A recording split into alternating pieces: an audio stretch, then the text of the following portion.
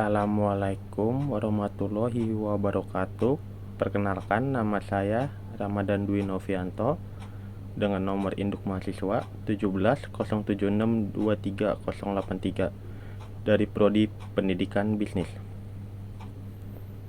Di video ini saya akan menyampaikan tentang profil, sejarah, laporan keuangan, dan SWOT perusahaan Indosat Ooredoo. Selamat menonton.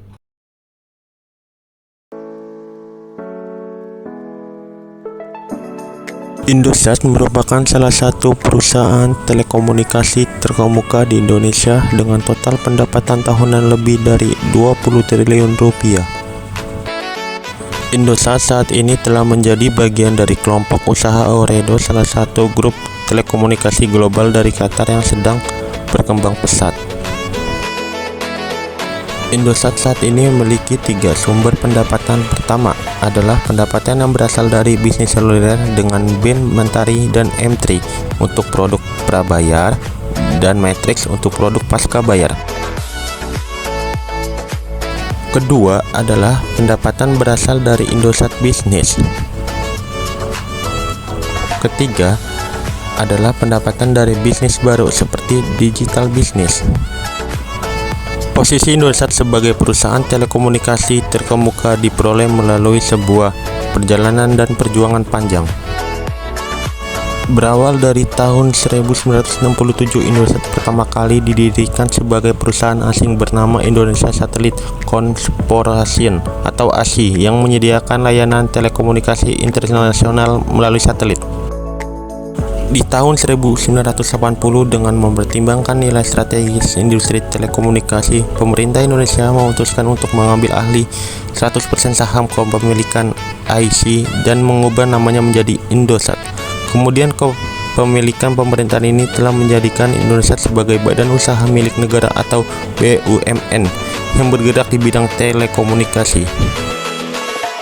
Di tahun 2001, Indosat mendirikan PT Indosat Multimedia Mobile atau M3 dan mengambil alih saham mayoritas Satellindo, yang kemudian kedua badan usaha tersebut dimerger ke dalam Indosat pada tahun 2003.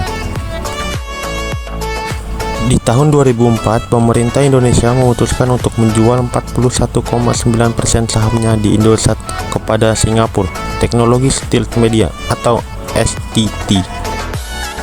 Di tahun 2008, saham STT tersebut diakuisisi oleh Ooredoo. Indosat memiliki visi menjadi pilihan utama pelanggan untuk seluruh kebutuhan informasi dan komunikasi.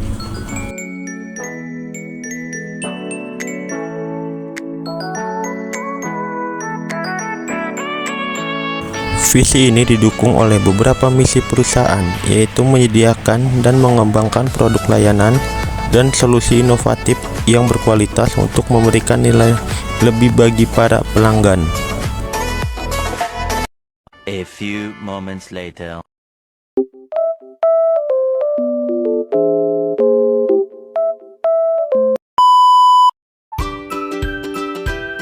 Kemudian saya akan membacakan laporan keuangan perusahaan Indosat. Yang pertama, laporan laba rugi. Yang bisa kita lihat, PT Indosat memiliki pendapatan yang selalu naik setiap tahunnya, mulai dari tahun 2017 yang berjumlah 29,9 triliun sampai dengan tahun 2022 yang mencapai 46,7 triliun.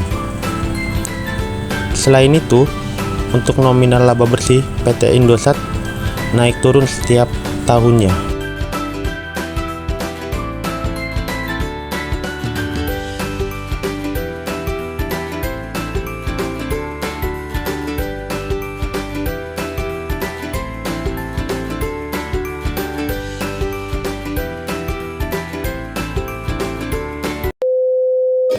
SWOT PT Indosat.